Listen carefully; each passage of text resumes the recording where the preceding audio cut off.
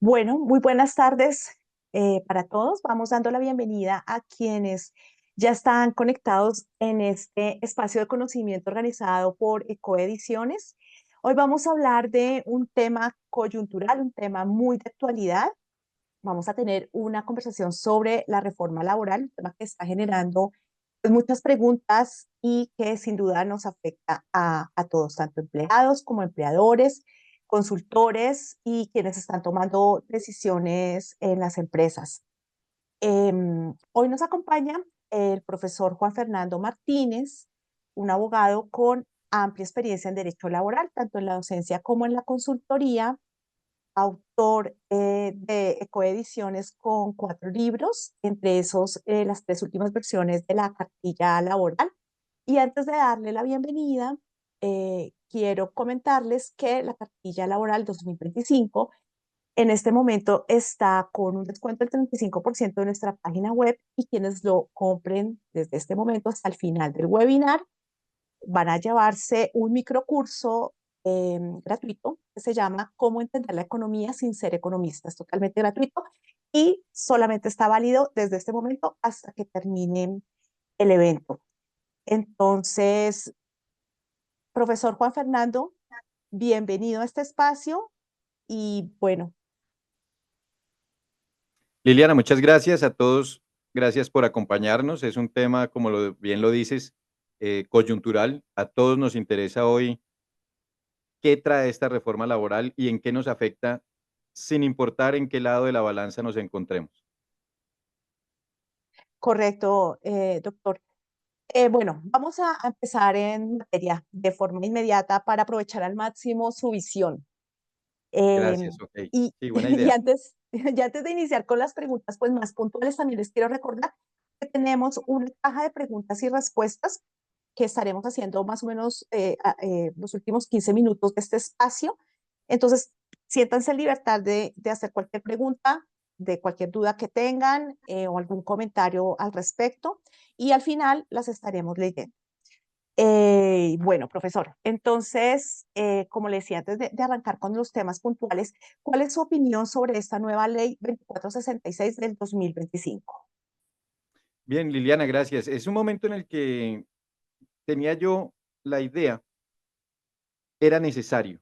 Es importante estos cambios. Tenemos que dejar de aferrarnos a la idea o a establecer que los cambios son malos. Los cambios son buenos, sobre todo si son en virtud, como lo dice el encabezado de la norma, en virtud o en mejora de los derechos de los trabajadores. Este objeto de la norma, yo los invito a que lo lean, es supremamente completo y diciente de lo que el gobierno, de la mano de los legisladores, logró establecer y traer a nosotros y entregarnos herramientas que sirvan para que los trabajadores se sientan mucho mejor en su lugar de trabajo. Valga la redundancia, voy a decir mucho trabajador, mucho trabajo y mucho legislador. De una vez te advierto esa parte. Eh, me dices, ¿qué de nuevo o qué importancia trae? ¿Qué pienso yo de lo que puede suceder con esta reforma laboral? Va a generar bienestar y nos va a costar un poco la adaptación para los empresarios sobre todo. Los trabajadores se adaptan muy fácilmente a ello, pero va a generar un poco o complejidad para los empleadores. Bueno, profesor, pues sin duda es una perspectiva bastante general de la ley. Y antes de entrar como en temas técnicos, quiero preguntarle cuál es el principal cambio estructural que introduce esta reforma en la relación entre empleados y empleadores en Colombia. Liliana, sin duda se pone el dedo en la llaga en el término, por ejemplo, de los contratos. Ese cambio que nos presenta esta nueva ley sobre el cambio de término fijo a término indefinido, esa mutación, lo he llamado yo en mis obras, que no existía en el derecho laboral, pues hoy la ha presentado ya el legislativo y dice, los contratos de término fijo que duren más de 4 años se transformarán inmediatamente en contratos a término indefinido. Esa figura se utilizaba muchísimo en la industria y pues es muy útil para los conceptos de producción, de costos, en la línea de costos lo tienen en cuenta. los equipos de trabajo se pueden mover de acuerdo a la cantidad de personas que tienes tú en tu equipo de trabajo y no va a ser tan fácil empezar a manejar este tema. X persona va a pasar su contrato, va a mutar de contrato de término fijo a término indefinido. Se tienen que preparar las oficinas de recursos humanos para poder atender esa inquietud que se genera ahora, porque un contrato a término fijo y un contrato a término indefinido, básicamente lo que más nos interesa a nosotros es cómo se va a liquidar ese contrato en el momento que exista una terminación de contrato sin justa causa. En el contrato a término fijo tenemos un derrotero a seguir sobre los pagos que hay que generar por los meses que hagan falta del contrato. Y en el contrato a término indefinido, el derrotero es diferente y ya no importa, porque no tenemos una fecha de terminación, vamos a tener una regla que nos trae el artículo 64 y siguientes para establecer cuánto le tengo que pagar yo a ese trabajador. Y tiene que ver con el tiempo que haya laborado en mi empresa. Por cada año de trabajo serían 30 días en el primero y 20 días en los años subsiguientes. Eso en la Oficina de Gestión Humana y oficinas financieras va a causar revuelo y creo que es el punto en el que se pone efectivamente mayor importancia en mi concepto. Bueno, Juan Fernando, hablando de todas estas diferentes modalidades de los contratos laborales, ¿qué implicaciones prácticas trae esta ley para los contratos por prestación de servicios y para la tercerización laboral? Sí, efectivamente la norma en eso fue muy completa, ha sido juiciosa. Yo la he analizado, son 70 artículos que traen un poco de todo. Entonces, ¿qué pasa con la tercerización? Tuvieron el cuidado de recordarnos que la tercerización laboral debe utilizarse lo menos posible. Efectivamente, hay gente a la que esto de pronto no le parece y causa, sí, algo de molestia. Dice, no, pero es una unidad económica que podemos nosotros explotar. Lo que pasa es que lo que estamos utilizando es el trabajo de las personas y allí algunas empresas no tienen esa personalización, ese sentido de lo social y lo utilizan es para otros elementos, como por ejemplo salirse de la responsabilidad que tiene el empleador respecto de sus trabajadores, tercerizan y lo que quieren hacer efectivamente es eso, no responder. Eso está mal y fue lo que el legislador dijo un momento. Vamos nosotros a proteger a los trabajadores diciéndoles de ahora en adelante, que ya estaba algo de eso, solo podrán contratar o tercerizarse aquellas actividades que sean absolutamente ajenas al objeto de la empresa, que no tengan sino, en caso de que tengan que ver, que no tengan que ver sino con que la persona se encuentre en una licencia, que puede ser una licencia de maternidad, que puede ser una licencia no remunerada o una licencia remunerada, que no se encuentre en la empresa y que se tenga un término para que el reemplazo tenga sentido. Y la otra es cuando contratas a personas para tu objeto, pero que esa persona que estás contratando sea porque hay una venta superior, porque hay una producción que no tenías tú pensado vender y te llega un gran cliente, ahorita que queremos abrir comercio exterior, llega un gran pedido y el empresario dice, bueno, vamos en este gran pedido que tenemos, en esta cosecha, en esta producción textil, en esta producción de vidrios, en Tecnoglass, empresas que conocemos todos en Barranquilla o algo así, diga, vamos a contratar por 6 meses, por 7 meses, lo que dura esta producción. ¿Cómo la vamos a hacer? Tercerizando. Respecto de la prestación de servicios, lo que me dices, efectivamente también lo afecta en que aclara constantemente las diferencias que hay entre el contrato de trabajo y el contrato de prestación de servicios y como se ha dicho muchísimo en prensa y efectivamente estoy de acuerdo en ello, hay que desestimular la prestación de servicios siempre y cuando tenga que ver con el tema de no hacerlo pasar como una figura laboral. Y aquí también lo establecen y en alguno de los renglones, en los acápites, nombran precisamente que la persona debe ser contratada con toda claridad y por escrito para las labores que va a desarrollar en la tarea para la cual es contratada. No, no nos sirve a nosotros, a los colombianos, seguir trabajando en prestación de servicios con horario, con subordinación y prestación del servicio por la persona que lo desarrolla, porque esos son los tres elementos del contrato de trabajo. Si usted en este momento que me escucha está teniendo esos tres elementos con una orden o con una prestación de servicios, le recomiendo que lo analice porque efectivamente creo que se encuentra frente a un contrato de trabajo en el cual los derechos son totalmente diferentes, empezando porque la seguridad social y prestaciones sociales desaparecen en la prestación de servicios y son una herramienta importante para la economía de los colombianos. Imagínate no tener prima, no tener cesantías, no tener vacaciones y tener tú mismo que pagar tu seguridad social, que no es barata. Eh, Tenemos que entender que es una inversión que se está haciendo en salud, una inversión que se está haciendo en pensiones y una inversión, por ejemplo, que está haciendo quien trabaja en ARL, que no es muy cara, pero la ARL es una aseguradora impresionante, importantísima del sistema de seguridad social colombiano, también tiene que asumirla quien presta la prestación de servicios. Entonces, la norma nos invita a que seamos muy juiciosos en esta diferenciación de esas dos figuras, que las usemos lo estrictamente necesario o en regla de acuerdo a lo que está establecido. Bueno, sin duda, esta reforma también está buscando responder a ciertas realidades laborales que históricamente han estado desatendidas. ¿Qué nuevas garantías se establecen para Sí. los trabajadores del sector rural, del servicio doméstico y de las plataformas digitales? Bien, mira, agrupaste tres grandes cambios que trae la reforma que son muy interesantes. El primero, recuerdo claramente que son artículos 30 y 31 de la reforma, en la que establece los ámbitos o desarrollo del tema rural. En el tema rural, principalmente, le deja tarea, porque efectivamente quienes la han leído, esta reforma deja muchas tareas al ministerio y al Congreso para que dentro del año que se pusieron ellos de meta, el año que viene, después del 25 de junio de la firma del presidente, se establezcan o se logren esas metas y tareas que dejaron. Una de ellas es al SENA y al Ministerio del Trabajo, le establece que en el ámbito rural se le dé importancia efectivamente a los quehaceres o a las tareas del campo y ellas sean llevadas sobre todo la manera de cómo se enseña y cómo se reconoce y cómo se paga.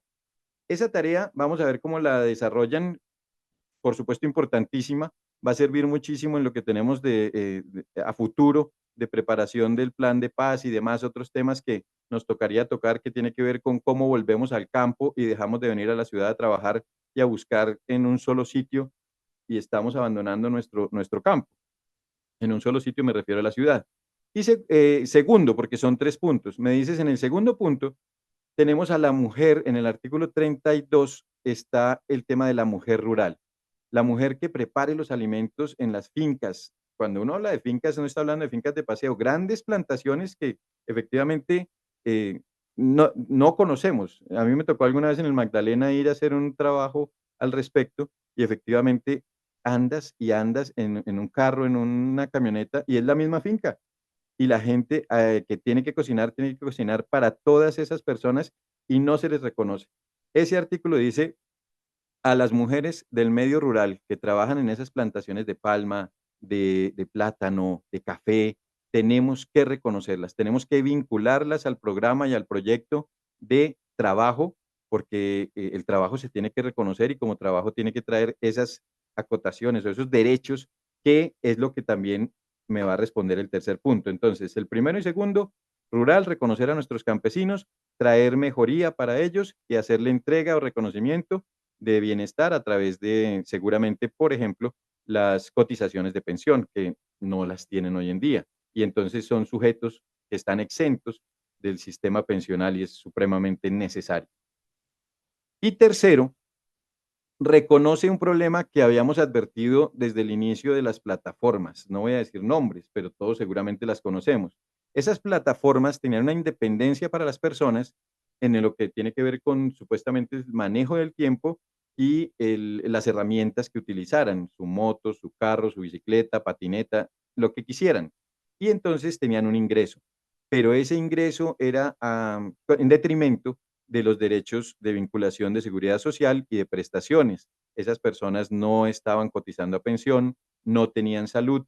En caso de un accidente en uno de sus vehículos, no hay quien les respondiera diferente al SOAT o, pues obviamente llegar a una clínica un muchacho de una bicicleta que se cayó, se presentaba a la clínica y se cargaba el sistema de salud general, quienes tenían que cargar con ese sistema.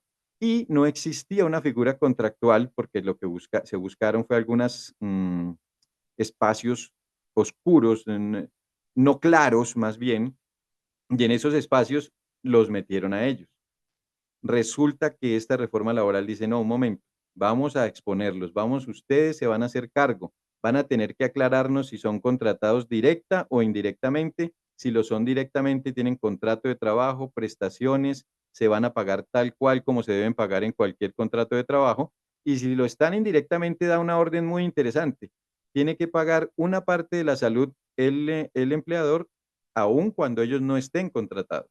Tiene que apoyar, tiene que dar hacer un aporte para que con ese dinero ese trabajador independiente tenga acceso al sistema de seguridad eh, social integral, porque va a tener también ARL, su EPS y el pago de su pensión.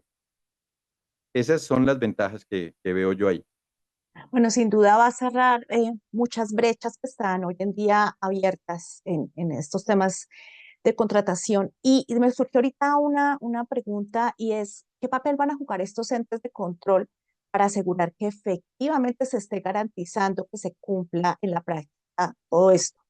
Sí, ¿cómo será que tan pronto salió la norma, el presidente de la República ordenó o parecía, después dijeron que era mentira o será verdad, pero mira cómo enseguida las noticias nos trajeron por el periódico y por las redes sociales, el presidente de la República acaba de ordenar el acompañamiento de los inspectores del Ministerio del Trabajo a todas las casas de familia donde vamos a revisar, y creo que nos faltó esa la anterior, las empleadas domésticas, que ya lo vamos a sellar para las personas que nos acompañan, el tema que cómo tratamos las empleadas domésticas, es el presidente nos dijo, vamos a estar atentos, vigilantes. ¿Quiénes? Los inspectores del trabajo.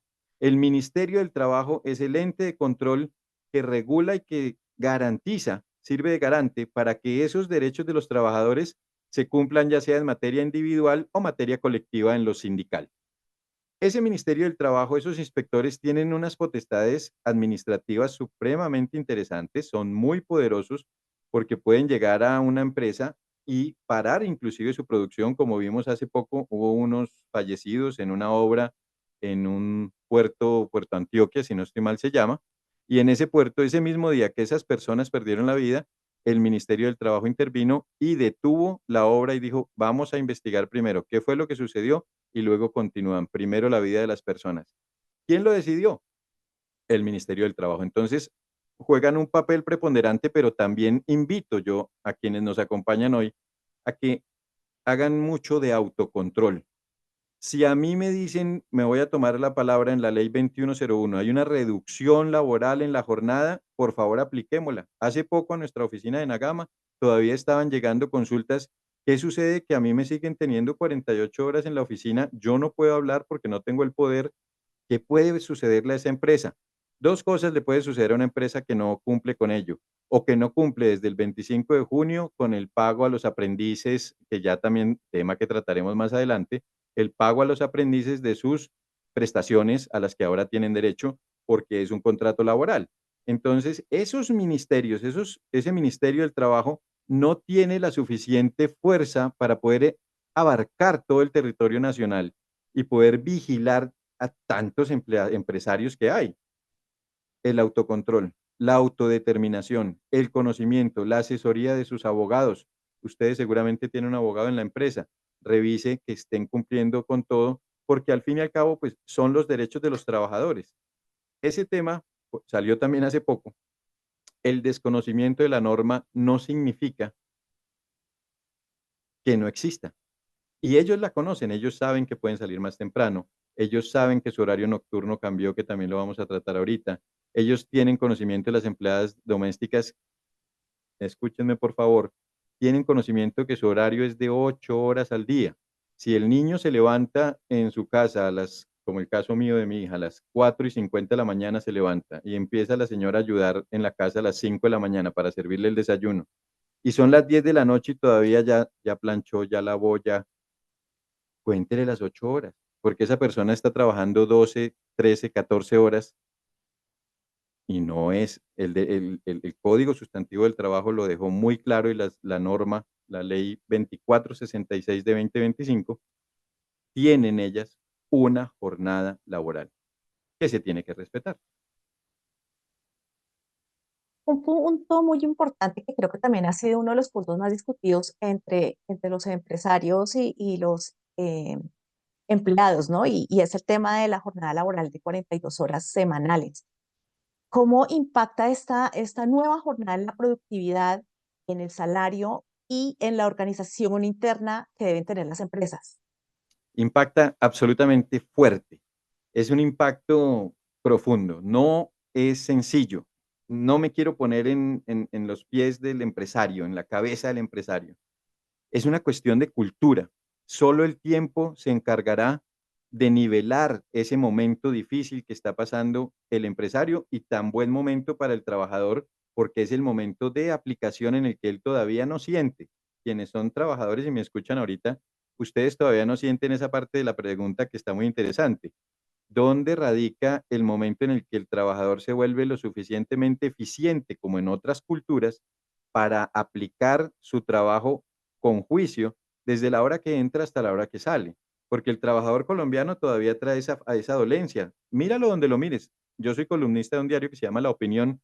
Me gusta mucho leer este tema de editoriales. Y tú coges un editorial y siempre te va a decir, o si trata un tema de estos, va a decir, el colombiano es una persona que llega, que toma el cafecito, que le gusta hablar, que le gusta debatir algunos puntos, inclusive políticos, sobre la reforma laboral, sobre la reforma pensional, y no ha empezado a trabajar.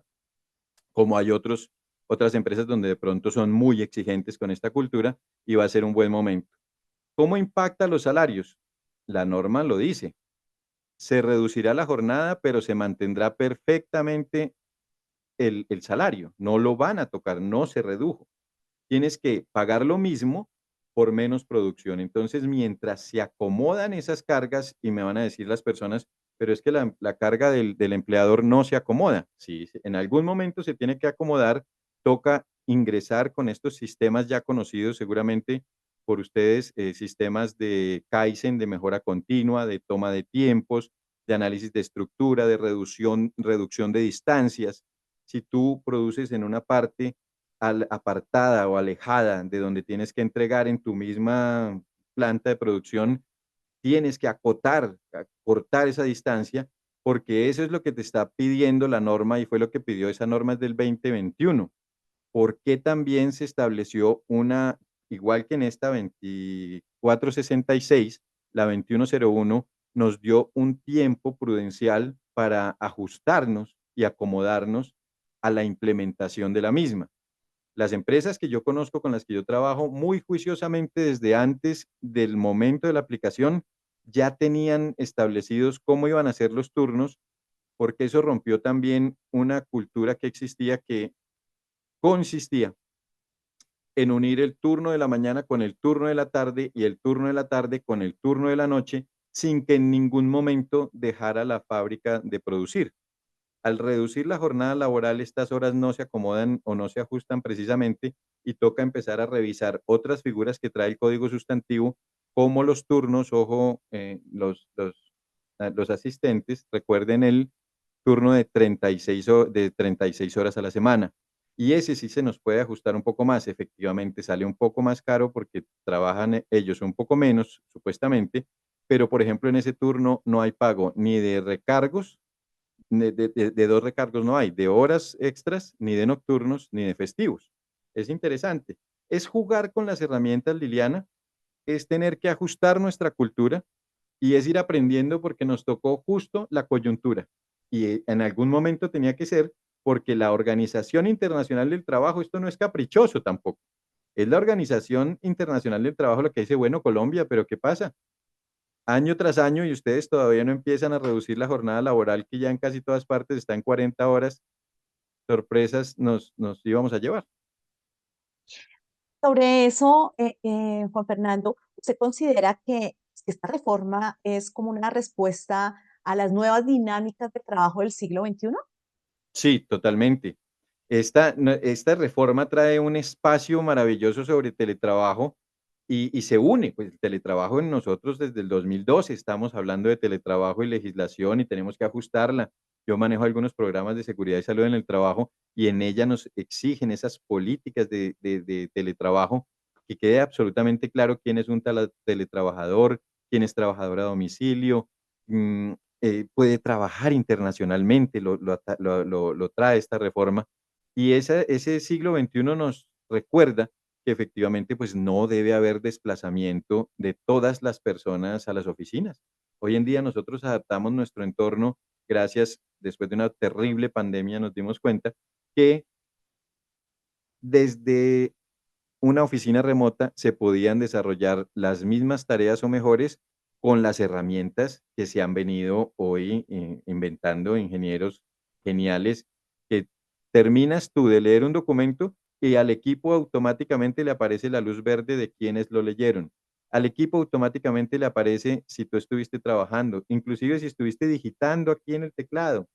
Dice, sí está digitando, no está digitando. Eso nos ayuda a que se mantenga el equilibrio.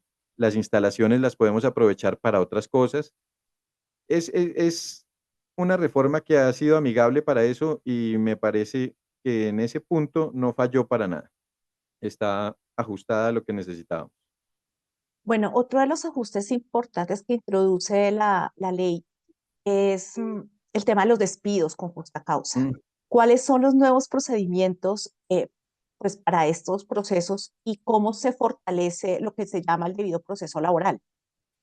qué buena pregunta. Mira, hablaba nada más hoy con teníamos esta consulta, un proceso disciplinario que inicia hoy.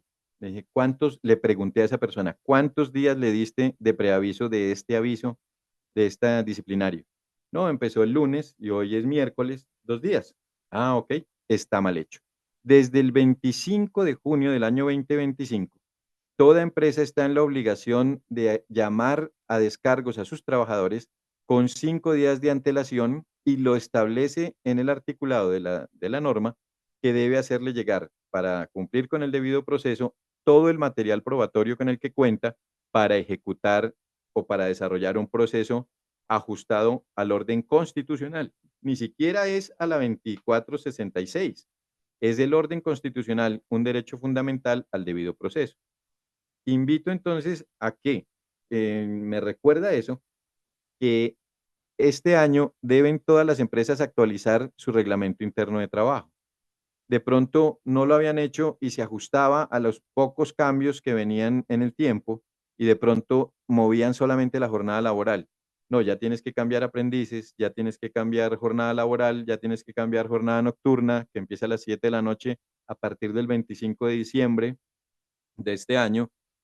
Dieron 6 meses de gabela para que se ajusten también las empresas. Ese reglamento interno de trabajo también tiene que traer detallado el tema del proceso disciplinario. Y ese proceso disciplinario, pues lo que pretendía el legislador es darle fuerza y herramientas al trabajador para que obviamente hay unas faltas que son comprensibles, que son difíciles de defender. Lo que decimos fue cogido con las manos en la masa, pero a veces son los empleadores que están tratando de decirle a esa persona, bueno, venga, miramos cada cosita que haga, vamos a mirarla. Y el trabajador tiene su espacio para defenderse y le da 5 días. No, espérame, no estoy de acuerdo en que sean 5 días. Se me hacen muchos días, muchos. A mí se me hacen muchos días. Ojalá hubiesen sido 3, partir salomónicamente. Pero eso es lo que trae Liliana. Se me fue el audio. Perdón, soy yo. Bueno, adicional a esto del reglamento laboral, ¿de qué otra manera deben prepararse las empresas y los empleados para adaptarse a la ley 2466 sin que afecte la sostenibilidad de la empresa ni los derechos laborales? Mira, depende, y qué buena pregunta también. Mire, todas las preguntas que hizo muy buenas Liliana, porque yo quiero invitar a todos a manejar algo que es el equilibrio y recordemos en ese equilibrio que no existe empresario sin trabajadores ni trabajadores sin empresa. Esas palabras automáticamente desaparecen el uno sin el otro. La mejor manera de establecerlo y de estar acorde, primero es buscar una asesoría, un acompañamiento. La segunda, se las he dicho a todos, es por favor, lea la ley. Es que si usted no lee la ley y vaya alguien asesorándolo, no vas a entender qué es lo que tienes que aplicar y lo que tienes que aplicar hay cambios importantes. Esos cambios van a repercutir desde el aprendiz te va a repercutir en costos, en nómina. Son 4 o 5 empleados nuevos que no tenías, porque pagar nueva prima, nueva, lo que decíamos ahorita, primas, cesantías y vacaciones a una persona que estaba antes como aprendiz y que no se la tenías que pagar, ya ese es un gasto importante o tienes que analizarlo. Se te reduce la jornada laboral desde la ley 2101, que aquí aparece y por eso a veces la citan, no es que sea un error, efectivamente la norma aprovechó para citarlo y decir apoyo que esto suceda. Propaganda, con ese apoyo desaparecía en la ley 2101 el Día de la Familia, importantísimo para todas las empresas, porque no creas, ese es un día productivo que está pago por el empleador para que el trabajador descanse. Y está muy bien para el trabajador, un derecho adquirido, disfrútelo, úselo, es uno al semestre, pero entonces la ley 2101 dice desaparece, porque así lo dice, desaparece quien la aplique, por supuesto, toda la norma. Tocaba reducir de 48 a 42 horas la jornada laboral y no todas las empresas se acogieron a hacerlo de una sola vez y dijeron me voy a ir escalonado como se ha ido con los años. Quien lo hizo escalonado tiene que seguir pagando el Día de la Familia o otorgando el Día de la Familia. Y quien lo hizo de un solo tajo, quien bajó de 48 a 42 horas, sí tiene la potestad de no ofrecerlo. Esta ley 2466 trae un artículo clarísimo y dice, el Día de la Familia, si bien desapareció como obligación, exhortamos a los empresarios a que lo mantengan y organicen con su caja de compensación cuál va a ser la herramienta para que en un día del año, que no le ven ellos problema, vayan y disfruten y gocen de un momento de unión, de generar lazos, de establecer vivencias nuevas. Y es que hay un salario que es el salario emocional. No todo es dinero. Y el salario emocional efectivamente construye esos equipos que a partir de esas actividades que se realizan allá puede ser muy útil para lo que están desarrollando en el objeto empresarial. Creo que esa era la respuesta que te iba a dar. No me habrá faltado nada, porque es cómo lo va a implementar, ¿verdad? ¿Cómo? Sí, sí, que deben tener en cuenta para la implementación de la Sí. nueva ley. Y entonces, en esa implementación tienen que tener en cuenta esa nueva jornada nocturna que se da y el pago de los, no sé si lo vamos a hablar más adelante, si tengas preparada alguna pregunta, sobre el pago de los dominicales conocidos popularmente como dominicales, pero que son el día de descanso. Eso también en las obras que mostraste al inicio, yo aclaro a los lectores y a mis alumnos siempre les digo, ojo con eso, el dominical nos quedó porque del pasado traíamos este tema bíblico, que el domingo era el día de guardar, que en otras religiones inclusive es el sábado. Se va uno a ese estudio. Hoy vámonos a qué dice la norma. La norma dice, el día de descanso que se puede pactar cualquiera, usted puede pactar con su empleador el lunes, el martes, el miércoles, el jueves o el viernes. El que hubiere pactado, si usted lo trabaja, ya no le vamos a pagar el 75% de recargo a la hora laborada durante ese día. Le vamos a pagar el 100, pero no se lo vamos a pagar ese golpe, el empresario no lo resiste según el legislador y dijo, vamos a implementarlo año tras año.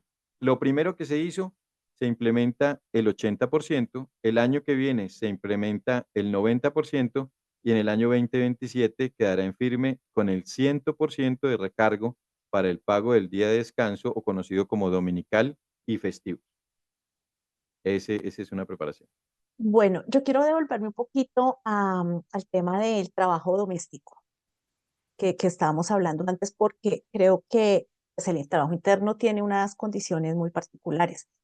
¿Cómo se está regulando desde ahora esta jornada y el pago de las horas extras para pues, lo que llamamos servicio doméstico? Sobre todo cuando se trata pues, de empleados internos que pues, pernotan en su sitio de trabajo. Sí, mira, dos temas trataste. Recordarle a nuestra audiencia que con el tema de horas extra desaparece algo muy importante, que era el permiso de horas extra que exigía el Ministerio del Trabajo. Era un trabajo dispendioso que se ajustaba al sistema de seguridad y salud en el trabajo por medio de la aplicación de algo que era la batería de riesgo psicosocial, un tema complejo, de fondo, con algunos puntos importantes se tenía que entregar al ministerio y el ministerio analizaba luego de que hubiese hecho la ARL, es decir, tenía dos filtros, el permiso de trabajo de horas extras, y ese permiso de trabajo se demoraba. Entonces, cuando llegaba, de pronto tú ya no necesitabas trabajar esas horas porque ya pasó la oportunidad y no tuviste cómo desarrollar ese instante. Hoy puedes. ¿Por qué puedes desarrollar ese instante, ese momento justo en el que la producción se sube y tienes que trabajar horas extra en cualquiera que sea tu industria? Porque desapareció el permiso de horas extra y libremente tú vas a poder decirle a tu personal, hoy nos quedamos, llegó este pedido, llegó esta orden, llegó esta solicitud, nos vamos a quedar, tenemos que atender este evento, así que nos quedamos horas extras. Esas horas extra ya no van a estar reguladas por el ministerio en materia del permiso, pero sí autogestión del empleador y va a tener que tener un formato muy juicioso y levantar cada hora que se desarrolle extra, la va a tener que ir grabando o guardando, archivando, para cuando le pregunten poder responder, porque si no lo tiene al día, el artículo prevé sanciones fuertes a quien no lleve debidamente diligenciado el formato de esas horas que está realizando.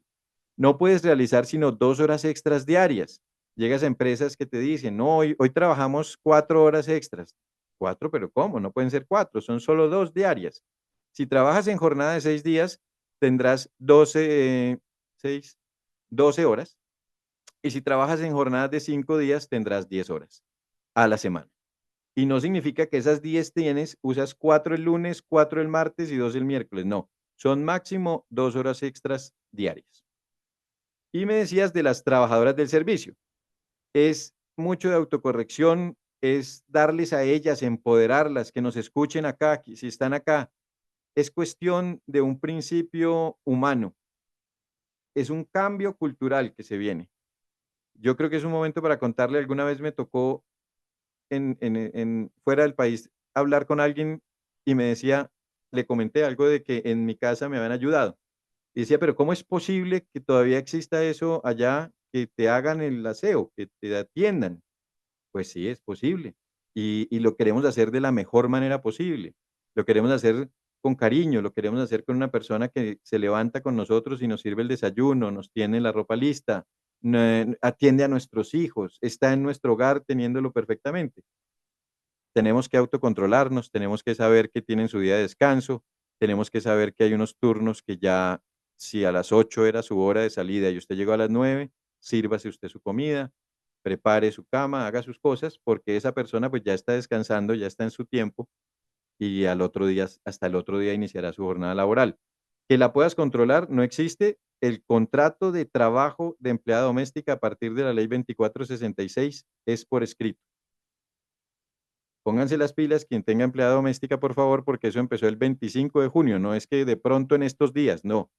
Ya ellas, si van al ministerio y le abren a usted una carpeta, esa carpeta estará destinada a una sanción porque eso es desde el 25 de junio de 2025. Bueno, importante tener muy en cuenta estas nuevas reglas en la normatividad. Pero me gustaría que habláramos ahorita de otro punto que ha sido también muy discutido y es el de los aprendices y jóvenes sin experiencia laboral previa. ¿Qué establece esta nueva reforma para ellos? Pues bien, se celebró por el SENA, mis alumnos que trabajan en el SENA, son maravillosos, docentes increíbles. Celebraban y celebraban conmigo porque es un logro de esos estudiantes, futuros trabajadores, para ellos eso es un logro, que les sea reconocido ese estatus. Entonces la norma llega para cambiar lo que antes se supone que era inamovible, un principio básico, fundamental. Toda clase de derecho individual del trabajo empezaba diciendo, el contrato de prestación de aprendiz es un contrato especial, no es de trabajo. Ya empezabas por ahí. Y resulta que ahora tienes que decir, el contrato de aprendiz es un contrato laboral especial a término fijo. Así lo tienes que narrar, porque esa es la descripción absoluta y así aparece en el artículo. Contrato laboral presume entonces todos los elementos de un contrato laboral y me decía alguien, pero entonces no tiene subordinación. Sí tiene subordinación, tiene un salario, se le sigue llamando por ahora, eso va a cambiar. Con el tiempo, las normas, los decretos que la van reglamentando Una ley nunca será, esto es una propaganda también, una ley nunca podrá ser cambiada por un concepto del Ministerio del Trabajo y ni por un oficio, ni un auto, nada tiene más poder ni fuerza que una ley.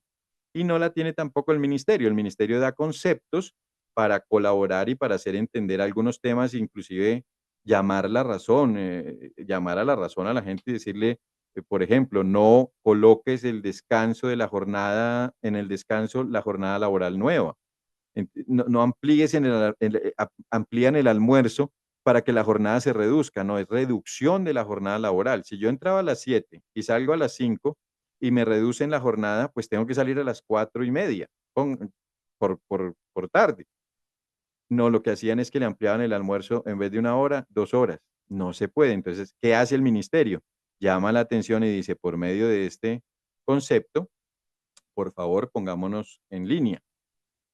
¿A qué va esto? A que de ahora en adelante los aprendices tienen unos derechos muy interesantes. Ellos tienen 2 etapas, etapa lectiva, muy importante, porque están aprendiendo, y ya después su etapa práctica, porque están trabajando de la mano de quienes ya saben. Cuando lo reciben en la etapa práctica en su oficina, hay un punto importantísimo que siempre me parece que recalcarlo no sobra. Ellos van a trabajar en lo que estudiaron, mi querida audiencia. Ellos no van a trabajar sacando copias, ellos no van a trabajar colaborando, no sé, en la entrega de domicilios, ellos van a trabajar aprendiendo temas de costos, temas administrativos, temas de mantenimiento de una máquina, cosas así. Por favor, démosles ese lugar tan importante porque es la manera en la que ellos se van a convertir en mejores profesionales. Efectivamente, sustrayendo de quienes les colocan a cargo el conocimiento y aplicando lo que traen del SENA.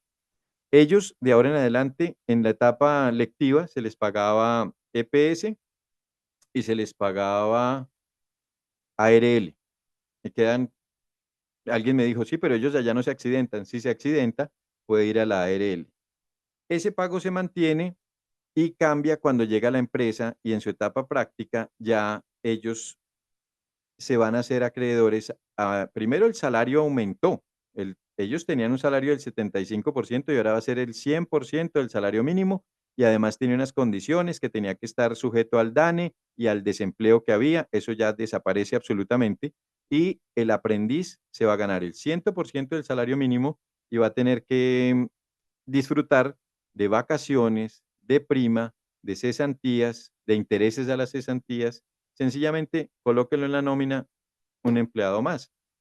Es a término fijo. Cuando termine su práctica, ese día se termina el contrato. Bueno, yo quiero preguntarle algo antes de leer las preguntas que nos están dejando, y es en relación a lo que hablaba, o sea, hace un rato sobre las horas extras y los dominicales. ¿Cuáles son los mecanismos de control y de sanción que se van a aplicar a los empleadores que incumplan estos pagos que son pues justos por recargos, por horas extras, tanto para los trabajadores domésticos como los trabajadores formales y los aprendices? Pues bien, hay una tabla muy interesante que aparece en las cartillas laborales, esta no es propaganda, todo libro de derecho laboral individual la debe llevar. Y esa cartilla establece para las empresas dos factores de análisis. El primero es el capital que tenga y el segundo que analiza es el número de empleados. De acuerdo a esa tabla, el cuadro que tengas, te va a generar unos salarios mínimos por las sanciones, es decir, tal cual como nosotros hablábamos al inicio, que hay unas sanciones para los trabajadores disciplinados en nuestro reglamento interno de trabajo, que debe estar claro si son graves, si son leves, si es primera vez, si es segunda vez, si es primera vez no puede ser superior a 8 días. A nosotros como empresa, a quienes son empresarios, también cuando el Ministerio del Trabajo llega, dice, bueno, un momento, vamos a revisar esto. ¿Es primera vez? ¿Cuántos empleados tiene y de qué capital consta? Empieza, siempre son altas, son 13, 14, 15 millones de pesos y puede llegar hasta 50, 60, 70 millones de pesos. ¿De qué depende? De la cantidad de trabajadores y del valor de las ventas que tenga, del valor de esa empresa. Y pues las sanciones las establece por medio de un proceso administrativo el Ministerio del Trabajo. Entonces tú tienes tiempo de defenderte, puedes decir por qué fallaste, pero esos procesos, por lo general, los inspectores del trabajo cuando llegan y encuentran una falla, es porque algo sucedió, es porque efectivamente no entregaste la dotación a tiempo o porque no llevas el registro de horas extras y no va a aparecer de la nada. Hay dos opciones para que esa información llegue al ministerio. De oficio, porque el ministerio va e investiga y te llega de sorpresa, o por denuncia de alguna persona. En la segunda, les recomiendo siempre, nos ha ido muy difícil. Cuando es una persona la que denuncia, esa persona llega ya con las pruebas. Mire, en esta empresa me llaman así, o hay acoso laboral, o hay acoso sexual, y no hizo nada el comité de convivencia laboral. Por lo tanto, de canto, entrego, hago partícipe al ministerio de esta queja, y esa queja es muy difícil de deshacerse de ella porque tiene muchas pruebas, la persona la ha preparado. Y la otra es la que es con visita sorpresa, que ahí efectivamente sucede mucho que la oficina de gestión humana o la oficina financiera recuerda por qué, en qué momento sucedió, cuáles fueron las consecuencias y son atenuantes que tendrá en cuenta el inspector del trabajo. Hay sanciones inmensamente caras y pues viene aquí en la tabla. Yo creo que la podemos compartir luego. Bueno, fundamental conocer esto porque el no saberlo, pues no implica que no se dé lugar a una sanción. Quiero dar paso ahora sí, ya los últimos 13 minuticos que nos quedan a las preguntas que nos están haciendo los asistentes. Vamos a empezar por Camilo Andrés Pérez Sanabria, que pregunta, teniendo en cuenta lo establecido en el artículo 21 de la reforma laboral en relación con el contrato de aprendizaje, ¿este también aplica o afecta a los estudiantes universitarios que realizan sus prácticas como opción de grado en entidades públicas o existe alguna diferenciación en este tipo de vinculación? Qué buena pregunta. Efectivamente hay que diferenciar cuando estás en práctica universitaria, es diferente al contrato de aprendizaje. Y la práctica universitaria no está regulada en este artículo. Bueno, Germán Darío Montoya no nos deja una pregunta, pero deja un comentario. Buenas tardes, saludos desde el consultorio jurídico de la Universidad de Ciencias Aplicadas y Ambientales UTCA en Bogotá. Gracias al doctor Juan Fernando Martínez y a la editorial ECOE por este espacio. Ah, El agradecimiento es para con usted, mucho Germán, por gusto. conectarse Sí. a este webinar.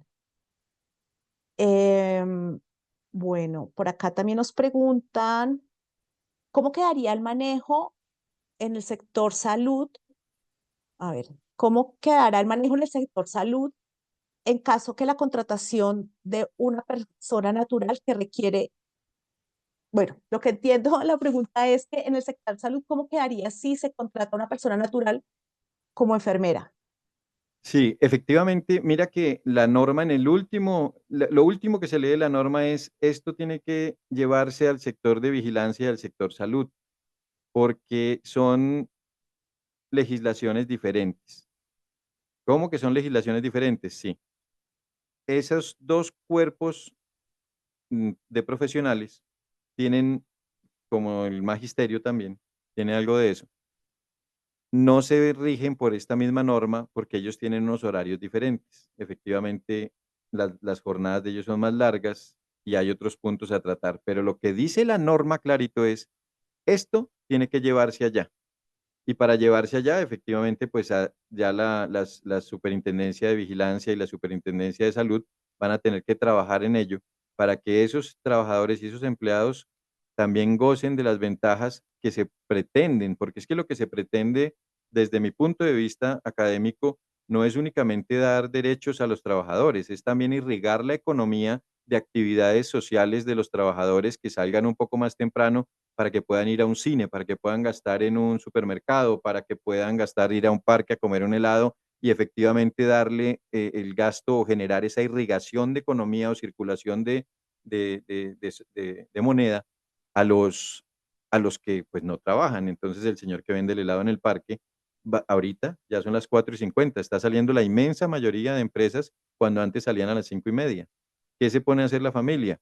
Sale a gastar un poquito más. Es lo que entiendo yo desde mi punto de vista académico, que va a ser muy útil. Por lo tanto, también es importante que se aplique para la vigilancia y la salud. Eso incrementará los costos. Eso no hay manera de hacer esta reducción sin incrementar los costos.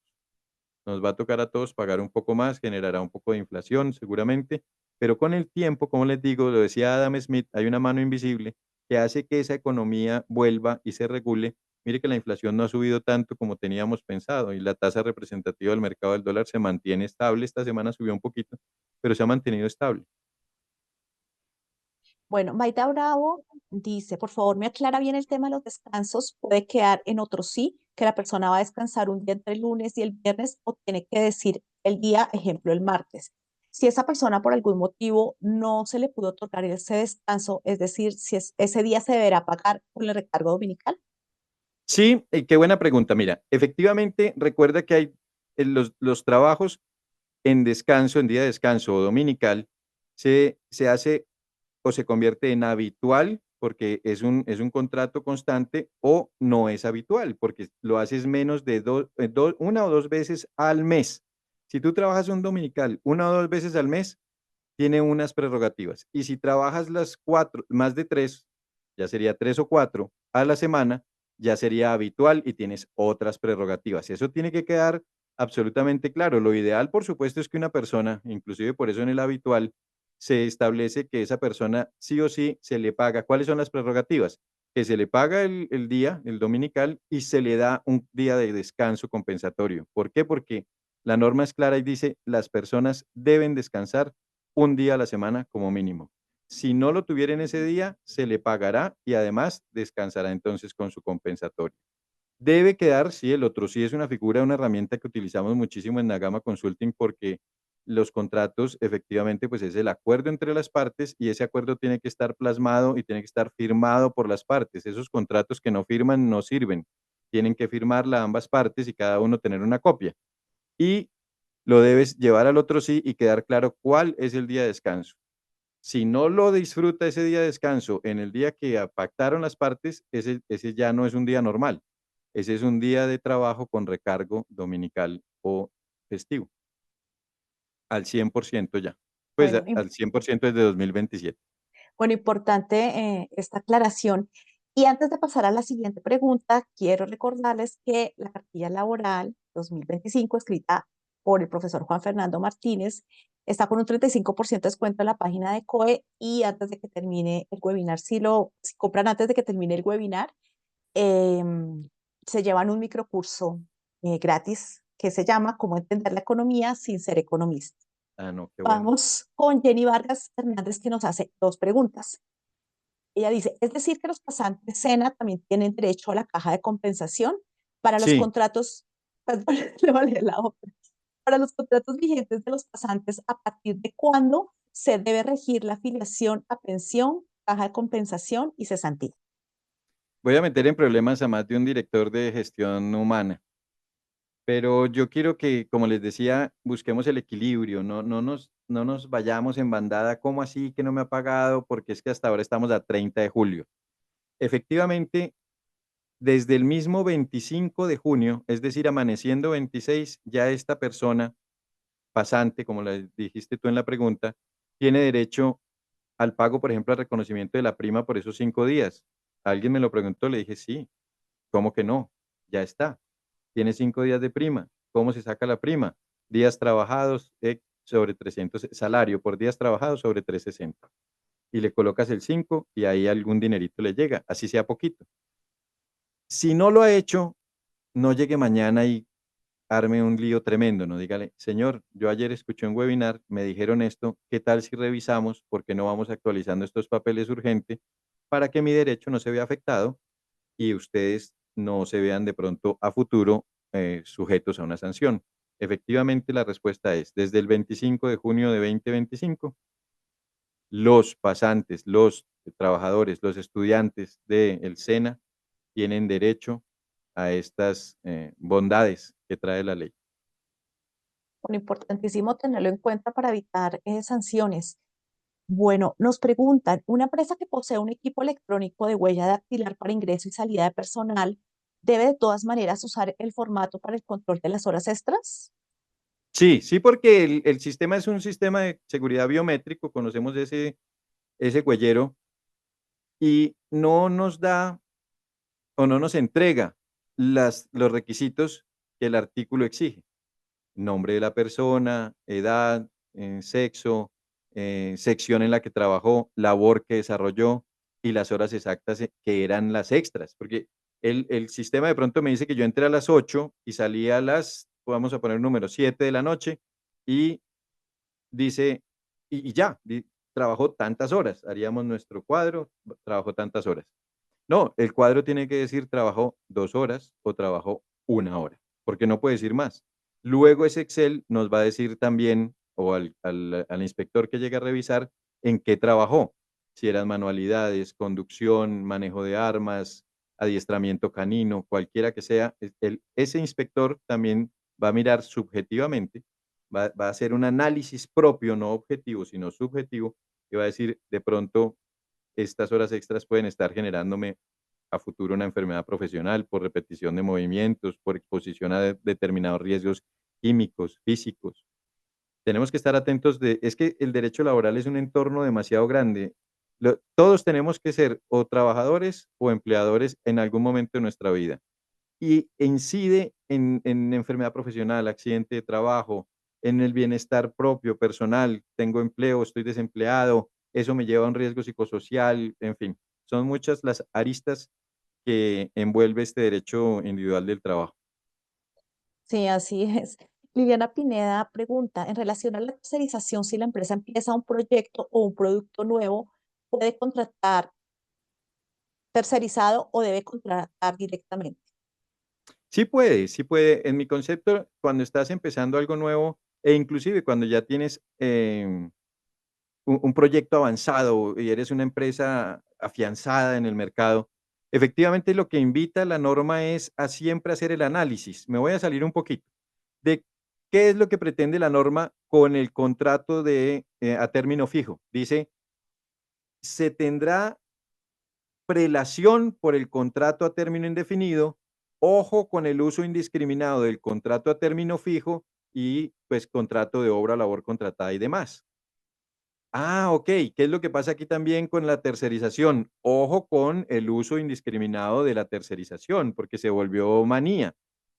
Usted es una empresa seria, va a lanzar algo nuevo, una línea nueva, es una editorial como el caso de nosotros con ECOE, va a lanzar algo de libros para niños en plástico con ciertas imágenes y dice, bueno, vamos a hacer una tercerización, vamos a hacer un piloto, vamos a ver cómo nos va y efectivamente tan pronto, hombre, esto nos gustó la persona, nos gustó el diseño, nos gustó el equipo que trajimos, vengan, bienvenidos, formen parte de la editorial, formen parte de la empresa, sean ustedes bienvenidos. Eso es lo que quiere decir la norma y eso es lo que estamos invitando. Y también pues hacer un estudio antes un poco, y termino con esto, y está en mi libro, Liliana. No se trata, el objeto de la empresa, si la empresa es de contadores y están todo el día digitando y lo que se daña es un aire acondicionado, tercerícelo tranquilo porque el objeto no tiene nada que ver. Y al objeto no tener nada que ver, usted terceriza tranquilo.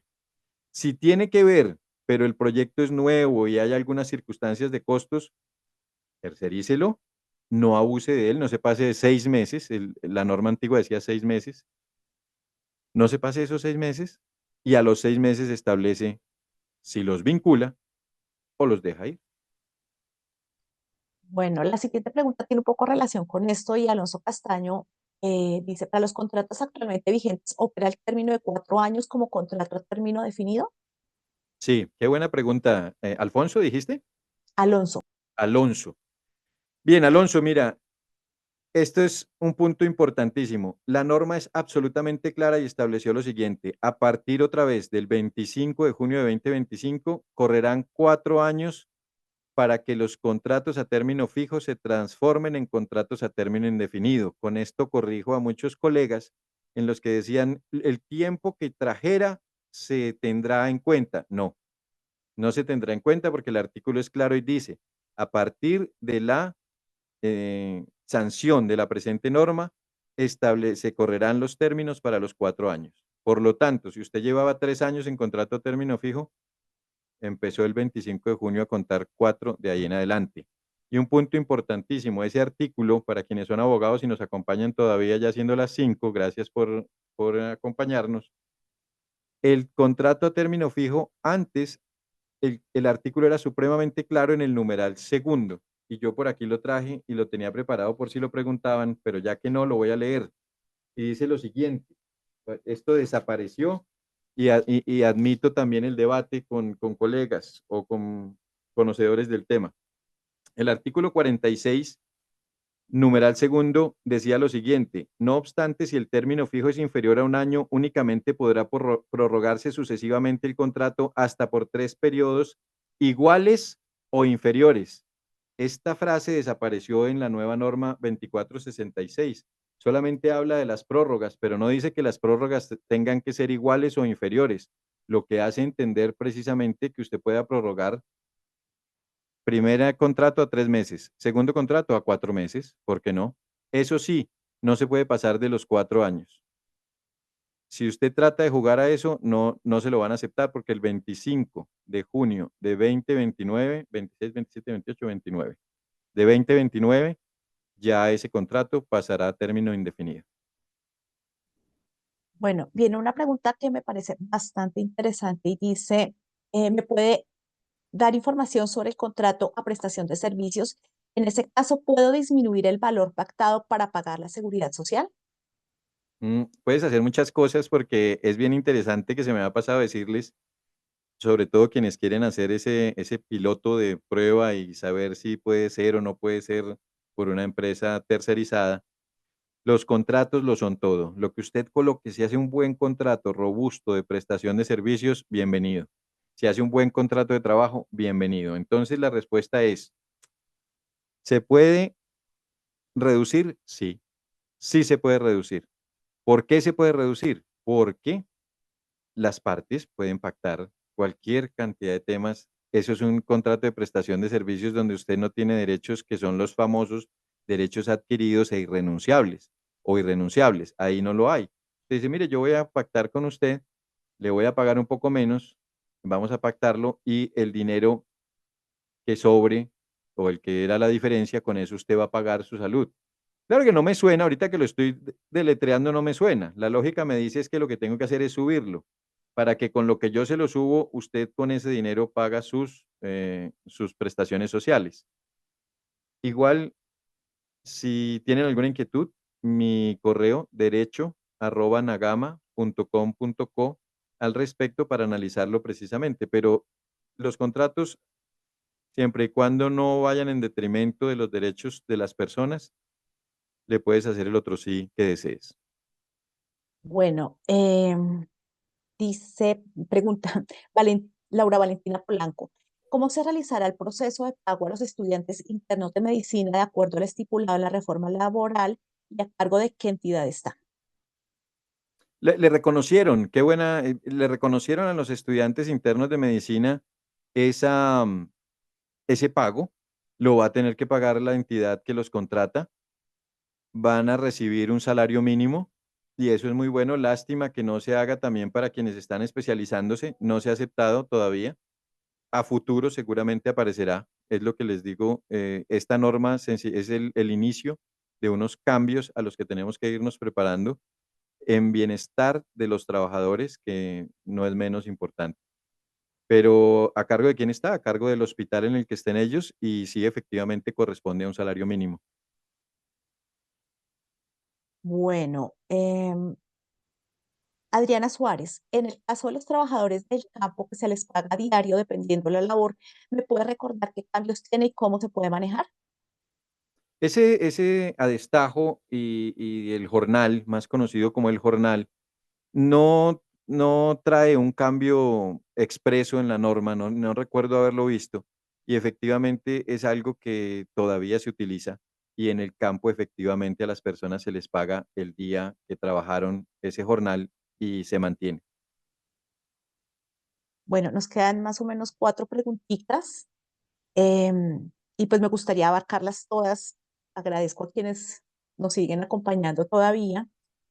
Y em, vuelvo y pregunta a la persona que nos había preguntado sobre la contratación de la enfermera.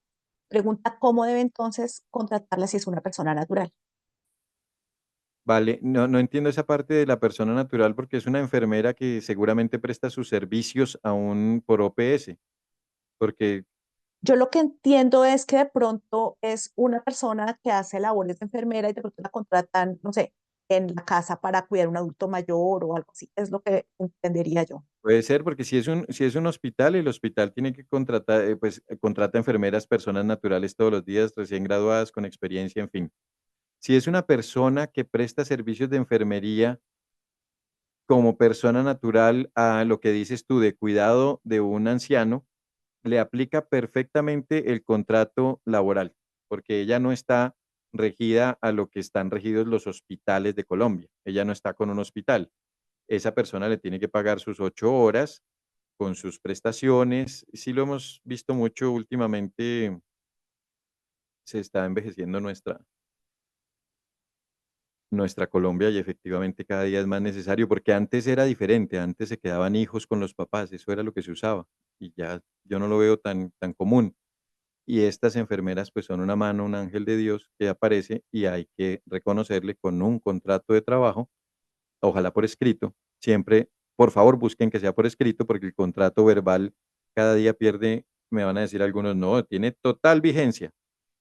Tan la está perdiendo que se exige que el contrato de empleada doméstica sea por escrito, que el contrato de prestación sea por escrito, en fin, lo escrito aguanta más, el papel aguanta mejor.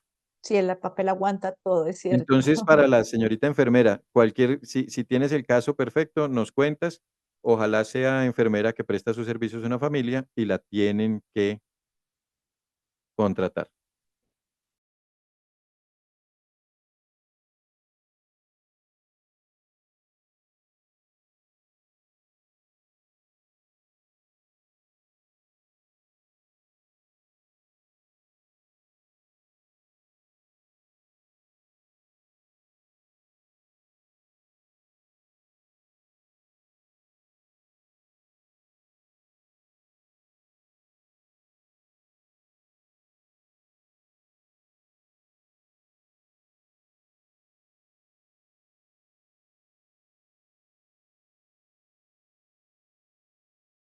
Bueno, Raúl Hincapié pregunta, ¿los contratos a término indefinido, perdón, a término fijo anteriores a la reforma laboral, cómo quedan? Los contratos a término Fijo, fijo anteriores a anterior. la reforma. Ujú. Perfectamente, se mantienen los contratos a término fijo. La persona empieza a contar las prórrogas y demás a partir del siguiente término, me imagino, contado a partir del 25 de junio. Y si terminara, por ejemplo, di tú el 15 de agosto, a ella le debieron haber pasado su preaviso el 15 de junio o 14 para que no se le pasen los 30 días. Ella ya sabe, esta persona ya sabe que tiene su terminación porque ellos se van a seguir terminando igual con un preaviso de 30 días. Esta pregunta me hace recordar que claramente trae una solicitud la ley a las personas, a los trabajadores que por favor pasen un preaviso de 30 días. Usted tiene que preavisar con 30 días a su empresa, pero no habrá sanción si no lo hace. Lo que sí le pide, por favor, es que si se va a ir de la empresa, trate de hacerlo preavisando con 30 días. Contrario, si la empresa va a terminar el contrato del trabajador, debe hacerlo con un preaviso, de lo contrario, tendrá este contrato, se entenderá si es a término fijo, por supuesto, se entenderá prorrogado. Y ahí ya tenemos algunas circunstancias los abogados para demandar esa terminación de contrato porque le estará debiendo los meses que faltaren para terminarse el nuevo contrato. Pero por ahora, el cambio que hay es para la mutación al contrato y que esta mutación a contrato a término indefinido no puede superar los 4 años. Lo que también dije ahorita, no se va a reducir, usted va a poder ampliar el contrato, si lo tenía 3 meses, lo va a poder renovar por un contrato a 4, a 5, a 6 meses, sin que esas ampliaciones superen los 4 años Bueno, Jairo Revelo, la ley entra a regir a partir de la sanción o de la publicación. de la sanción. Está clarita ahí, de la sanción. Jairo, vamos a discutir ahí porque usted y yo sabemos que dice, las leyes lo harán a partir de la publicación en el diario oficial y la norma trae clarito, empezará a regir a partir de la sanción presidencial. y si no estoy mal, la sanción presidencial, él la hizo y al ratico publicaron. Por eso en esta no tenemos problemas, salió en el diario oficial ahí mismo, lo Bueno, tenían listo. Elizabeth Ruiz nos hace una pregunta de un tema que no tocamos y dice, ¿cómo se manejará la experiencia de las personas que se encuentran privadas de la libertad y la rebaja de pena? Qué bueno, eso hizo mucho, causó algunos dolores en ciertas personas, a las que yo les invito a que tengamos en cuenta que efectivamente todos, porque esta ley trae un perdón y le pide a los trabajadores que no discriminen. En uno de sus artículos de esta ley expresamente trae prohibido discriminar a aquellas personas que formaron parte de grupos armados o al margen de la ley o quienes hayan estado inmersos en delitos. Y bueno, sí, trae una reducción por horas de trabajo. Por horas de trabajo allá adentro en la cárcel van a ir reduciendo la pena y esa reducción pues va a ser importante para poder recobrar su libertad. Si me preguntas ahorita en este instante, no recuerdo claramente eh, a- cuál es la fórmula matemática, pero es fácil de encontrar ahorita en la norma. Bueno, quedan solo dos preguntas. No te Em, preocupes. Gloria López, en cuanto a la seguridad social para contratos por prestación de servicios, ¿quiere decir que el IBS ya no será obligatoriamente el 40% del valor del contrato? Sí, sí, no hay cambios en el IBC, lo entendemos como el índice base de cotización y ese índice base de ingreso base cotización es un factor que no ha cambiado para nada y seguirá siendo el 40%, pero una recomendación, a esta pregunta hay que hacerle una recomendación importante. El 40% que le permite la ley le limita a usted en caso de que se presente, por ejemplo, un accidente laboral o una enfermedad común y eso que usted está cotizando es lo que le van a reconocer, a pagar. Lo interesante de eso es que si una persona que tiene una prestación de servicios por, vamos a hacer un cálculo, 7 millones de pesos, 7 millones por 40%, son 2.800.000. Ese lo va a cotizar por 2.800.000, pero te van a cubrir sobre 2.800.000. Mi recomendación es ojo con eso porque eso es complejo. Efectivamente, sí le toca pagar mucho menos al reconocimiento de salud y de pensión, pero tiene que tener en cuenta que en algún momento, cuando se presente la enfermedad común o el accidente de trabajo o algún problema, porque solo ahí es que lo vas a necesitar, en ese instante te van a cubrir ese ingreso base cotización, es con lo que te van a cubrir a ti, tus trámites y tu reconocimiento, por ejemplo, de una incapacidad. No te lo van a reconocer sobre 7 sino sobre 2.800. Bueno, y por último, John Pérez pregunta, ¿en un colegio contrato a término fijo año escolar 10 meses, también se vuelve indefinido después del cuarto año? Es decir, se termina en diciembre y se renueva a partir de febrero del año siguiente. Lo que pasa es que estás tú en uno de los contratos más interesantes que son los contratos escolares y universitarios.